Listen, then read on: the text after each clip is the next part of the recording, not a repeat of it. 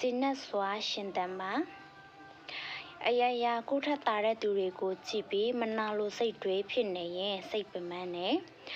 အကုသို့ဖြစ်တဲ့ကိုထက်အစင်ပြေတဲ့သူတွေနှိုင်းရှင်ပြီးကိုဘွားကိုမကြေမနက်ဖြစ်နေရင်စိတ်ဆင်းရဲရတယ်နှလုံးမတမယာဖြစ်တဲ့စိတ်အားငယ်တဲ့စိတ်တိတ်ငယ်စိတ်တွေဝင်မိရဲ့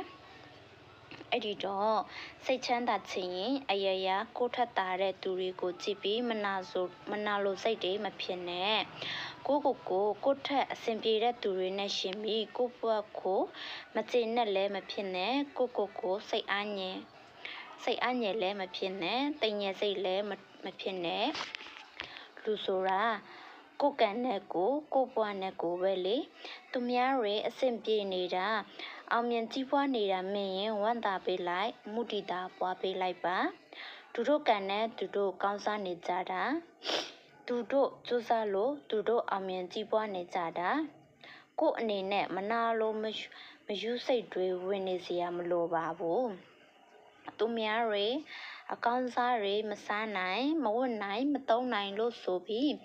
ကိုသူများတွေနဲ့နိုင်ရှင်ကကိုဘွားကိုမကြေမနက်ဖြစ်စေရလဲမလို့ဘူး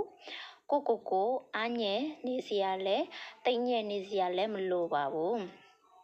ကိုကံနဲ့ကိုလူဖြစ်လာပြီးကိုဘွားနဲ့ကိုရှင်တန်နေရတဲ့အတွက်ဘာပဲဖြစ်ဖြစ်ကိုဘွားကိုကျင့်နဲ့စွာရှင်တန်မှာ